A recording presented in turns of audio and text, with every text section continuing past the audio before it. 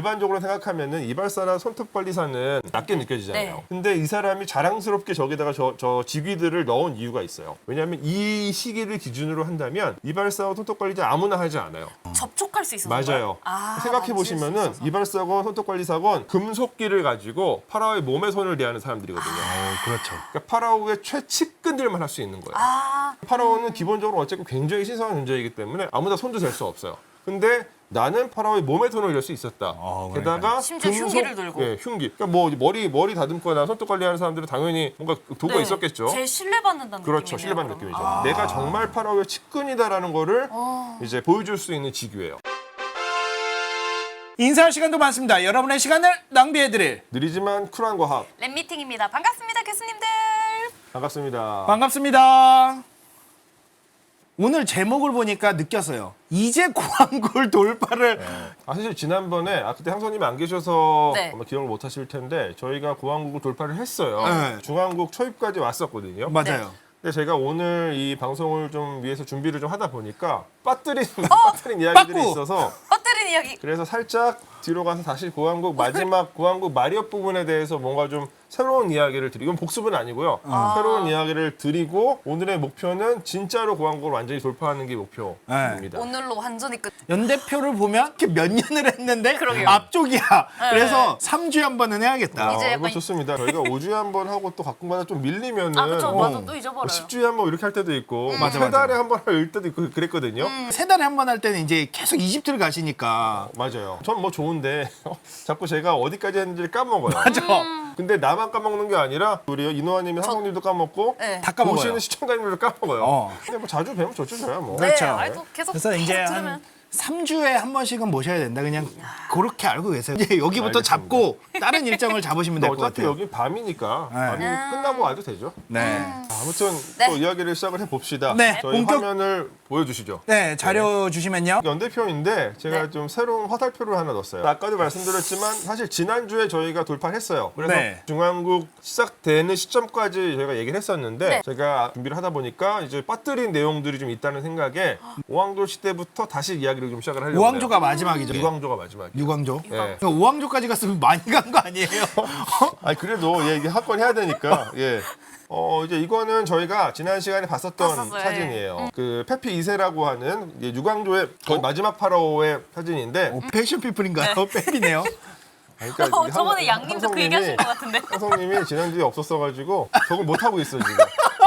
페피 2세인데 이분은 말씀드렸다시피 거의 태어나자마자 왕위에 올라서 아주 오랫동안 이제 생존하셨어요. 90세 넘어서까지. 이야. 그래서 이제 왕위에 90년 넘게 계신 와, 분이고 대단하네. 그래서 이분의 상들을 보면 엄마한테 안겨 있는 사진이에요. 그러니까 이제 어렸을 때는 아마도 그 대리석정. 페피 2세의 이제 어머니인 랑케센 메리라 왕비가 협정을 하셨을 것이다 이렇게 추정해 볼 수가 있죠. 근데 페피 2세 너무 오래 살았기 때문에 제위 후반부가 되면 아마 거동도 불편했을 거고 판단력도 좀 떨어졌을 거예요. 파라오가 살아는 있어요. 정상적인 파라오로서 통치자로서의 역할은 못해요. 그런 상황이라면 다른 그 세력들이. 유력자들이 네. 파라오 말을 안 듣기 시작하는 거예요. 그렇죠. 안 됐죠. 네, 이제 그 과정에서 이집트가 이제 점차적으로 분열이 되었을 것이다라고 이제 얘기를 해볼 수가 있을 거예요. 이게 이제 피라미드의 용적의 변화를 시계열적으로 표현한 건데 오. 앞쪽이 압도적으로 크죠. 네. 네. 오랫동안 얘기했었던 사왕조 시대의 피라미드들이에요. 그리고 확 줄어들어가지고 이제 더 이상 회복되지 않아요. 네. 그리고 그 중간에 여기 우나스가 있는데 네. 저 우나스 때부터 피라미드 텍스트가 새겨진다. 네. 원래는 이제 피라미드 내부에 어떤 문자도 새겨지지 않았었는데 저 때부터 이제 피라미드 내부에 문자가 새겨지게 되고 그 문자의 내용은 파라오가 죽고 나서 저승에 가서 부활하는 데 도움을 주는 기도문들이다. 기도문. 네. 그리고 그런 기도문이 갑자기 새겨지게 된 것은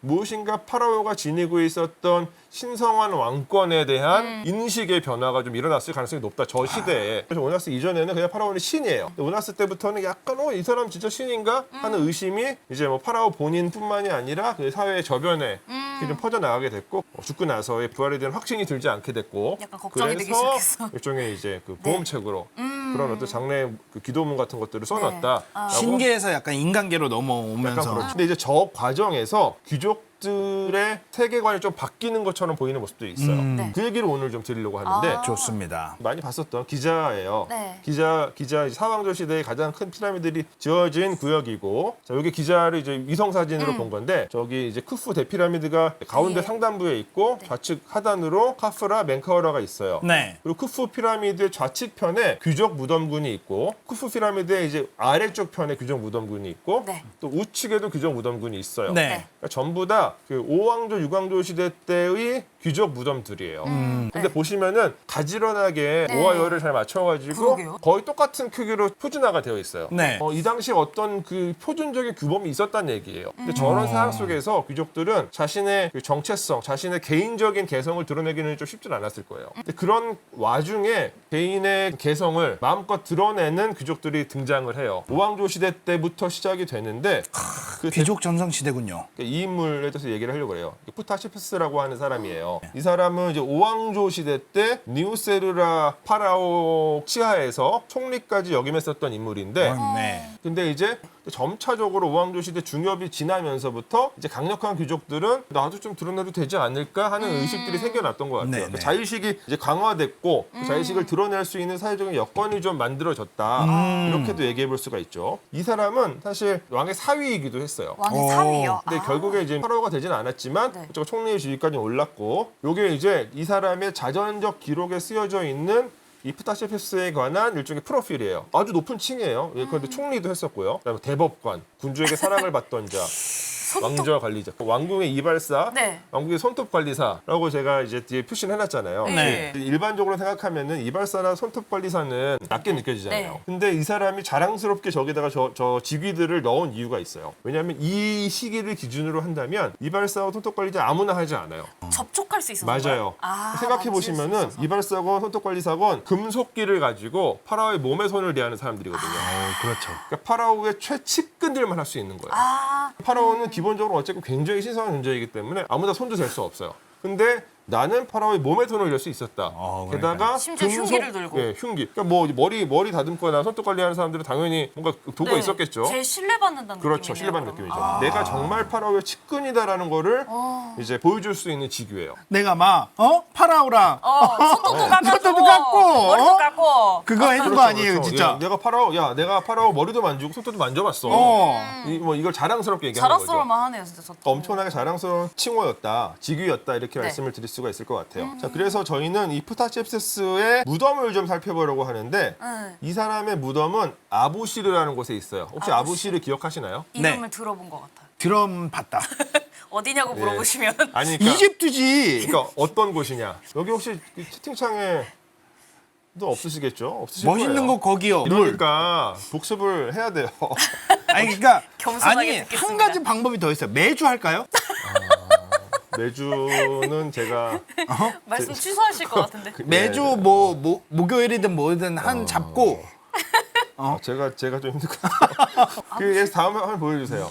오왕조 시대의 피라미드군이 있는 곳이에요. 오왕조 시대 때의 피라미드들이 주로 지어지는 곳이고 아마 기억하시겠지만 이 오왕조 시대의 피라미드들은 사왕조 시대 피라미드보다는 훨씬 더 규모도 작아지고 네. 건축공학적인 완성도도 떨어져요. 그 이유는 뭐 이데올로기 체계가 좀 변했다. 그래서 태양신앙이 강화되면서 파라오들이 태양신앙만을 위해서도 뭔가를 다시 해야 됐기 때문에 이집트의 모든 자원이나 역량을 다 피라미드 건설에 투입할 수 없었다. 뭐 이렇게 이제 정리를 했었죠. 네. 자, 근데 이게 이제 아부시르이고요. 이게 이제 아부시르의 항공 사진이에요. 네페리르 프라모, 네페리르 카라, 니우세르라, 사우라 이런 피라미드들이 있어. 오왕조 시대 파라오들이고요. 네. 그런데 그 와중에 점선으로 네. 표시한 영역이 있어요. 저게 푸타체페스의 마스타바예요. 바로 푸타체페스의 마스타바 좌측 하단에 그러니까 남서쪽에 있는 피라미드가 니우세르라의 피라미드인데 저 니우세르라가 푸타체페스가 모시던 파라오예요.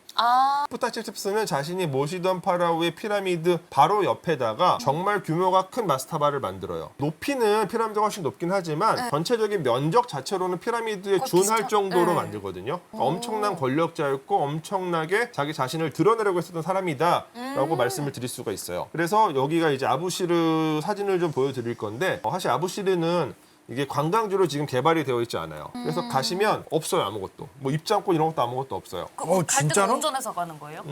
운전해서 가야죠. 저는 택시를 타고 택시를 가죠. 했어요? 가면은 제가 딱 이제 외국인이니까 네. 딱 내리면 관리자분들이 쓱 오세요. 그래도 여기 못 들어간다고. 근데 좀 가면 안 되냐라고 하면은 박씨 씨가 이제 등장. 그렇죠. 네. 박씨 씨를 조금 드리면 안 되는데 자기가 해주겠다고 하면서 막 빨리빨리 보래요. 그래서 저도 갔다 온 적은 있어요. 아, 근데 얼마 정도 줘야 돼요, 그러면? 글쎄요, 저 기억이 확실히 안 나는데 뭐 엄청나게 비싼 비용은 아니에요. 왜냐하면 5불? 이거는 사실 상당히 큰 특권처럼 이제 이 유적을 내가 혼자서 구경하는 거니까 아. 한 뭐 2만 원 정도 들어도 될 것 같아요. 제 생각에는 한국 오, 돈으로. 2만 원. 그래서 요게 이제 아부시르이고 요게 아부시르 그 초입에서 찍은 사진인데 누가 이제 말을 그 앞에서 이렇게 교육시키고 있더라고요. 아, 그림 같네, 예, 진짜. 그림 같죠. 저 뒤쪽으로 보이는 피라미드가 니우세르라의 피라미드이고요. 아마 화면으로 보시는 분들은 보이실 텐데 저 피라미드 앞쪽에 건물 같은 게 있어요. 이렇게. 네모나게. 그렇죠. 네모나게 네. 있죠. 저게 그 푸타체프스의 마스타바예요. 물론 마스타바의 보존 상태가 아주 좋지는 않아요. 네. 사실 아마 이 사진을 제가 공개적으로 뭐 강연이건 방송이건 뭐건 간에 공개적으로 보여드리는 건 이번이 처음일 겁니다. 아, 오늘 약간 그런 사진들이 많아요. 이거는 저희가 이제 보셨을 텐데 이게 마스타바죠. 네. 마스터바. 이제 마스타바는 상부 구조물이 있고 네. 상부 구조물 안에 예배를 드릴 수 있고 뭐 제사를 지낼 수 있는 공간이 만들어지고 그 지하에 실제로 시신을 안치시키는 매장실이 만들어지는 그런 무덤이에요. 고왕국 시대 들어오면서부터는 이제 귀족들이 사용하던 무덤의 양식이다 이렇게 말씀을 드리겠고요. 요게 푸타체프스의 마스타바예요. 그러니까 이게 평면도예요. 그러니까 그 상부 구조의 구조를 보여주는 거예요. 성부 구조. 구조. 야, 엄청나게 많은 방들이 있어요. 아, 근데 크기가 다 제각각이네요. 되게 복잡하죠 구조가. 네. 높이가 약 한 7m 정도 높이로 네. 만들어지고 그 7m 정도로 만들어진 그 구조물 안에 방을 파서 만든 거예요. 오른쪽 하단에 네. 오른쪽 하단부에 동그라미 2개 있죠. 네네네. 거기에 이제 들어간 입구 기둥 아, 입구. 부분이고 그래서 이 무덤의 크기가 가로가 50m, 세로는 40m 정도 되는 높이는 7m 정도. 이 공간은 사람을 매장하고 나서도 계속해서 쓰이는 공간이기 때문에 이쪽에는 뭐 자그마한 신정이라고 생각하시면 돼요. 개인의 무덤으로서는 정말 큰 규모예요. 고왕국 시대에 만들어진 귀족들 무덤 가운데 거의 제일 크다고 할 수 있는 마스타바죠. 엄청나게 복잡한 구조를 갖고 있어요. 그러네요. 자, 뭐 사진으로도 좀 보여드릴게요. 네. 사진으로도 이게 그 입구예요. 아, 이게 동그라미 2개. 예, 그 앞에 입구. 엄청나게 높이가 한 7m 정도 되는 높은 기둥을 갖고 있는 입구이고, 이게 그 마스타바를 이제 그 외부에서 찍은 거예요. 방향이 북서쪽에서 이제 남동쪽을 바라보고 찍은 사진이죠. 근데 이제 상부 구조가 상당히 많이 훼손이 돼서 원래는 천장이 다 덮여져 있어야 되는데 네. 지금 천장이 많이 사라진 상태예요. 요것도 이제 무덤의 내부예요. 원래는 다 천장이 덮여져 있어야 되는 아이고. 공간인데 천장은 다 사라졌고 벽체와 그 안에 이제 기둥자리 같은 것들만 이제 남겨져 있다 이렇게 이해해 주시면 돼요. 엄청나게 커요. 내부에 가면 이렇게 기둥들이 쭉 세워져 있죠. 오, 이거 뭔가 복구를 한 건가요? 깔끔하다. 그러니까 어느 정도 이제 복원도 하고 좀 단장도 한 거죠. 원래 천장에서 덮여진 실내 공간인데 네. 지금은 이제 벽의 상단부와 천장부는 다 사라진 상태라고 어. 말씀을 드릴 수가 있겠고 이게 이제 그 기둥들이죠. 아, 역시 다 천장이 덮여져 있었어야 되는 공간인데 저 기둥들 하나하나에 이 사람의 모습이 그려져 있어요.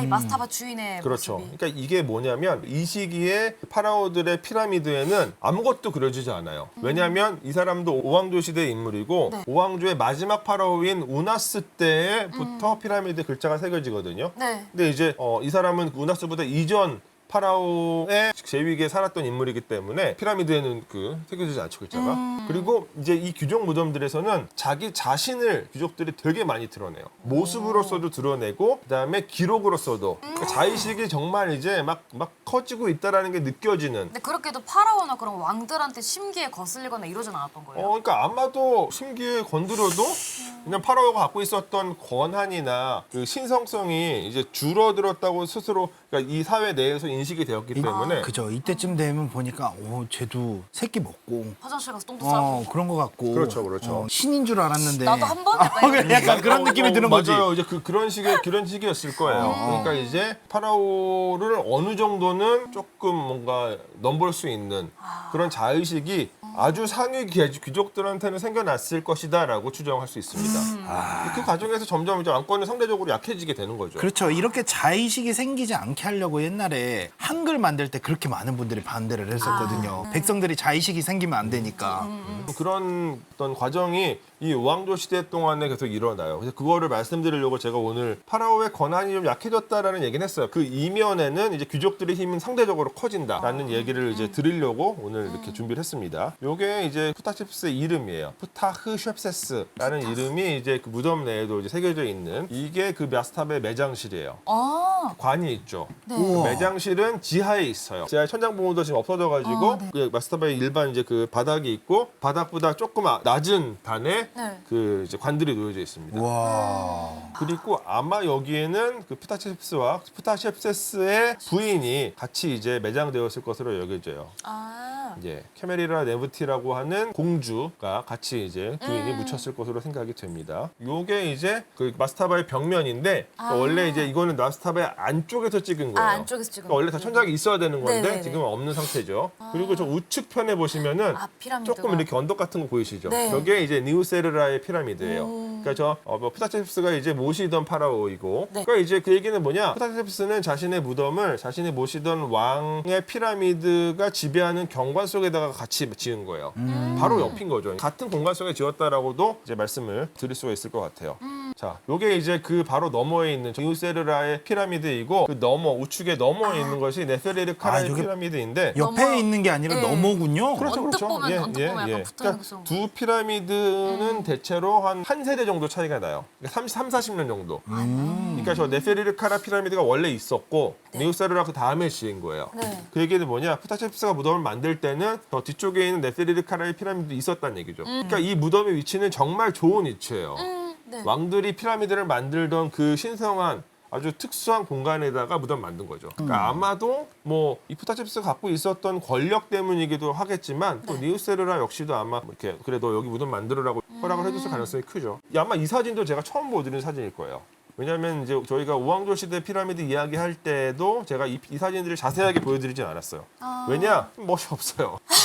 조금 그래 보이기는 그렇죠. 하죠. 그냥 뭐 언덕, 모래 모래 언덕처럼 언덕. 보이죠. 네. 근데 자세히 보시면은 돌은 쌓여져 있어요. 예, 돌은 쌓여져 있고 저 네페리르 카라 같은 피라미드 같은 경우는 조금 더 그래도 잘 남겨져 있어요. 높이도 한 70m 정도로 꽤 높은 편이고 네. 이 푸타체프스 마스타바에서는 저 아, 조세르의 계다시 오랜만에 피라미드도 본다. 보여요. 네.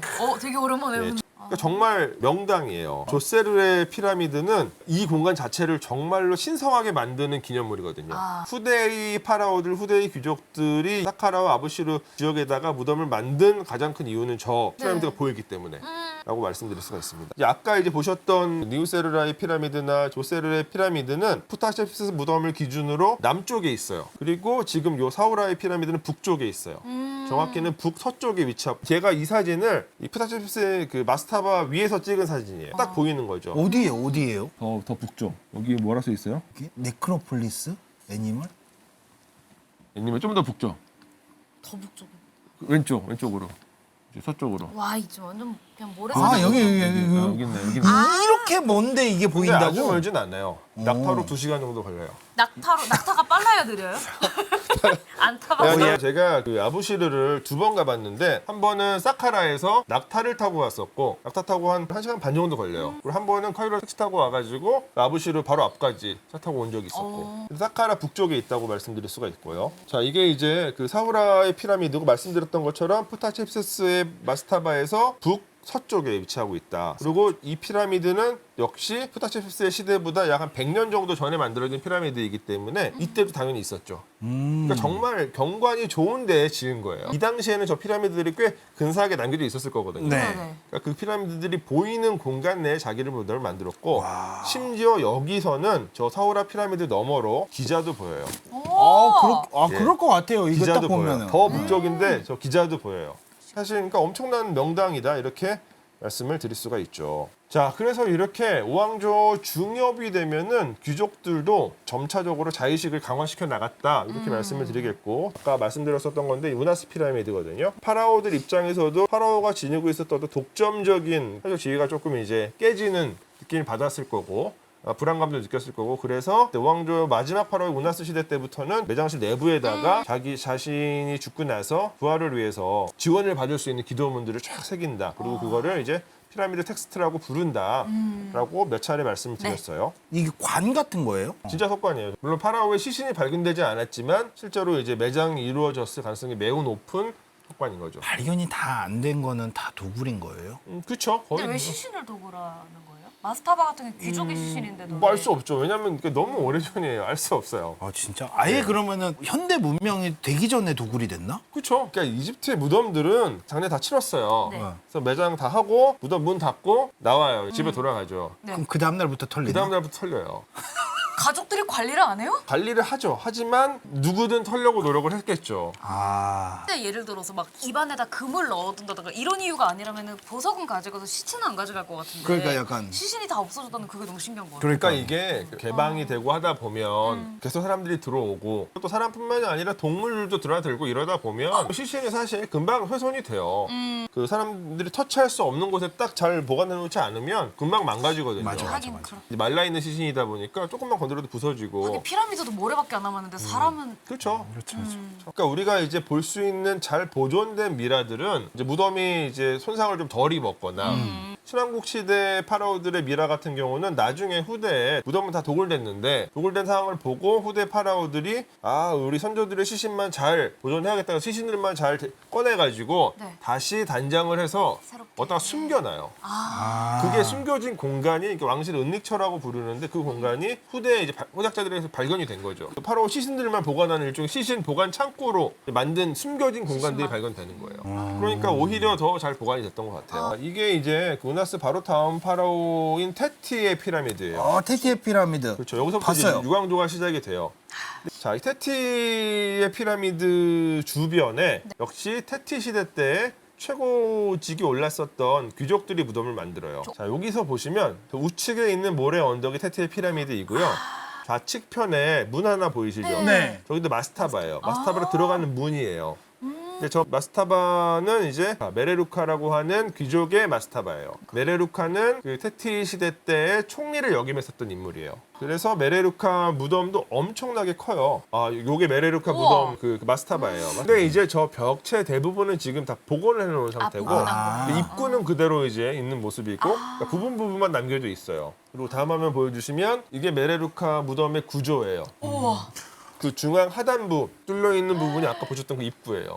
이렇게 복잡. 내부에 엄청나게 많은 방이 있고 이 무덤도 규모가 커가지고 가로가 23m, 세로가 30m, 높이는 한 4.5에서 5m 정도 돼요. 그러니까 그 외부 이 상부 구조의 높이가. 그러니까 이제 지금 곰프님께서 우와 던전 같다 말씀하셨는데, 그래요, 진짜로. 진짜로요. 던전이네요. 들어가면은 길을 이제 잃어요. 물론 야. 이제 무슨 뭐 몇백 미터 되는 공간이 아니기 때문에 네네. 사실 나올 수 있지만 이게 이제 안쪽에 들어가면은 우와, 메레루카의 마스타바 내부에 네. 자기의 모습을 입체적인 석상으로 표현을 해놨어요. 그래요. 그러니까 무덤 내부에 자신의 모습을 입체적으로 3차원으로 표현하는 저런 석상들도 네. 이 시기부터 본격적으로 나오거든요. 거의 뭐 파라오만 옛날엔 가능했었을 것 같은 그런 그렇죠. 느낌인데. 그만큼 귀족들도 자의식이 강해졌다는 얘기예요. 머리 꼭대기로 이제 오르기 시작했구나. 예. 치마가 장난 아닌데요? 그렇죠, 그렇죠. 무릎 기장. 예. 여기 공간도 가보신 분들은 뭐 있으시겠지만 되게 압도적인 공간이에요.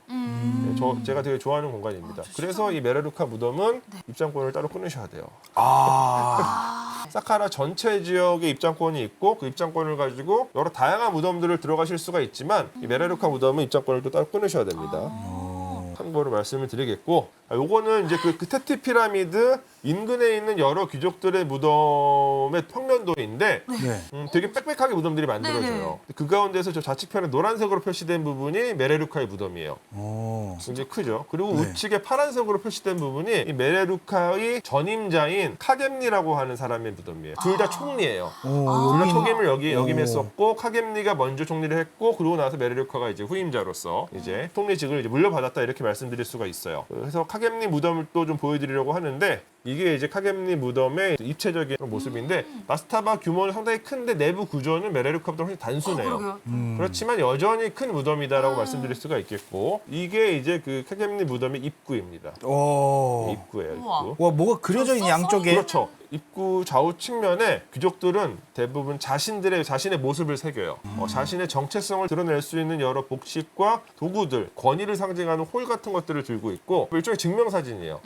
네, 증명사진을 딱 입구 쪽 좌우 측면에다가 이렇게 새겨놓는 경우들이 많이 있습니다. 네. 자, 그래서 안에 들어가면 사실 이 구왕국 시대의 민족들 무덤 내부에는 이 당시의 생활상을 살펴볼 수 있는 굉장히 정교한 구조들이 막 빽빽하게 새겨져 있는데 네. 이런 거 엄청나죠. 생활상 같은. 예, 생활상. 나일강에서 어부들이 물고기 잡는 장면이죠. 예. 일반 사람들이 이제 어떻게 살았는지를 짐작할 수 있게 해주는 시각적인 자료들이 되게 많아요. 야, 저 때는 나일강의 물고기들이 꽤 컸네요. 그러니까 지금도 큰 물고기들 많이 나와요. 나일강에서. 근데 물론 저게 이제 완전히 그 비율을 맞춰가지고 한 건 아닌데 자세히 보시면은 다 모양이 달라요. 네. 그리고 저 물고기 모양을 저는 구분하지 못하지만 전문가는 구분을 하세요. 오. 그만큼 정교하게 예, 그려졌어요. 엄청나게 정교하게 그렸어요. 그래서 제가 예전에 여행을 갔을 때 수산물 전문가 선생님이 한 번 같이 오셨었는데 네. 보더니 표현이 다 아시더라고요. 네, 어. 그래서 엄청 정교하다라고 말씀을 해주셨어요. 요것도 마찬가지죠. 배를 이제 노를 저어가면서 뭔가 이제 활동을 하고 있는 모습도 아랫단에는 그려져 있는데 악어? 가장 아래쪽 악어도 있고요. 네, 악어도 있어. 또 여러 다양한 수생 동물들이 이제 표현이 되어 있고 그다음에 자세히 보시면 배를 타고 가는데 네. 가장 좌측편에 네. 송아지 한 명을 이렇게 끌고 가고 있어요. 저 장면은 뭐냐면 소떼를 끌고 가는 장면이거든요. 아, 그러니까 어떤 강의 여울목을 건너게 하는 소떼를 입고 건너는 장면인데 일단은 송아지를 데리고 암소들을 유인해요. 그러니까 엄마한테 아기를 뺏어가지고 데리고 가니까 엄마가 따라가는 거죠. 아. 그리고 암소가 가면은 숫소가 따라가죠. 그렇게 해가지고 이제 똑똑하다. 쭉 소떼를 끌고 가는 장면이. 이제 보시면은 여기에는 이제 뭐 오리도 있고 여러 이제 동물들, 그다음에 여러 이제 곡물들, 과일들을 이렇게 가지고서 행진하고 있는 장면이 있는데 네. 전부 다 제사 지내러 가는 장면. 약간 그런 느낌이에요. 네. 딱 봐도. 근데 굉장히 정교해요, 정말. 그러니까 엄청나게 정교한 부조들이 이 시기에는 귀족들의 무덤 내부에는 새겨져요. 근데 왕묘에는 새겨지지 않죠. 네. 왕묘에는 오로지 피라미드 텍스트, 텍스트만. 글자만 글만. 쓰여집니다. 카겜니 시대 때의 파라오가 테티인데, 그러니까 테티는 피라미드 내부에 피라미드 텍스트를 새긴 두 번째 파라오거든요. 우나스, 그다음 테티. 네. 이제 그렇기 때문에 이 당시에도 이제 파라오 무덤에 글자를 새기는 전통도 아직 확립되어 있지 않던 시대다 이렇게 말씀드릴 수가 있어요. 근데 귀족들의 무덤에서는 언제나 이렇게 생활상을 표현을 한다라고 말씀을 드리겠고, 요거는 아마 제가 말씀을 안 드렸을 텐데 무덤 내부에 있는 공간이고 가짜문이라고 하는 시설이 있는 곳이에요. 가짜문. 가짜문. 저 가장 안쪽에 있는 저 벽면에 문처럼 어떤 장식이 있는데 영혼이 드나드는 문이고 그 앞쪽에 이렇게 계단이 있죠. 네. 그리고 이제 약간의 단이 올라가 있는데 여기가 기본적으로 제사를 지내는 곳이에요. 그래서 이제 음식물 같은 거 갖다 놓고 영혼이 와서 먹을 수 있게 네. 하는 그런 어떤 공간이라고 생각하시면 됩니다. 그러니까 무덤 내부에 있어요. 근데 저 가짜문은 항상 이제 제사를 지내기 위해서는 필요한 시설이었어요. 다른 곳에서도 나타나는. 다른 무덤 속에서 많이 나타나죠. 어. 무덤 속에서 이게 카겜니의 모습이에요. 이 모습을 되게 많이 그려요. 후대인 유광조 시대 초반인데 귀족들은 자기 모습을 드러내는 게 되게 자연스러워지는 시대예요. 자신을 하나의 독립된 주체로 인식하는 정도가 높아지는 거죠. 이 시대가 되면. 근데 그 얘기는 파라오가 뭔가 조금만 삐끗만 하면은 반기를 들 수 있다. 그런 분위기가 이제 지금 이 시기에 만들어지고 있었다. 이렇게 말씀을 드릴 수가 있습니다. 근데 왜 이렇게 벽화를 보면 왜 정면이 아니라 이렇게 측면 얼굴만 있는 거예요? 그거는 이집트 미술의 특성입니다. 이유는 이제 여러 가지 학자들의 해석을 내놓고 있죠. 해석은 측면만 그리는 건 아니고요. 이게 얼굴과 다리 부분의 측면을 그리지만 몸통은 정면이에요. 근데 그 이유는 아마도 어떤 대상이 갖고 있는 속성을 2D에다가 온전하게 반영을 하기 위해서는 대상이 갖고 있는 속성, 입체적인 속성을 다 다각적으로 집어내려고 했었던 것 같아요. 고대 이집트인들은 시각적으로 무엇인가를 표현할 때 네. 그 대상의 실제 모습을 표현하는 것보다 많은 의미를 담았어요. 그렇게 이해를 해주시면 돼요. 자, 그래서 이제 다음번에 또 다른 사람을 조금 소개를 하겠습니다. 웨니라고 하는 사람인데요. 이 웨니는 이제 카겜니나 메레루카보다도 더 후대 사람이에요. 네. 후대 사람이고 유광조 이제 말렵의 사람인데 네. 이게 이제 웨니상입니다. 이게 뭔가 웨니상이에요. 성인 같지가 않네요. 라고 사람 말씀드릴 맞죠? 수가 사람이에요. 예, 귀족입니다. 이분의 마스타바인데 요거는 이제 한쪽 벽면만 지금 드러나 있는 사진이고요. 이 사람의 마스타바는 아비도스라고 하는 곳에 있어요. 이집트의 이제 중부 이집트라고 할 수가 있죠. 근데 이 사람의 이 마스타바는 19세기 후반에 발굴이 되었었는데 한번 잊혀졌다가 무덤이 사라졌다가 비교적 최근에 다시 찾아낸 거예요.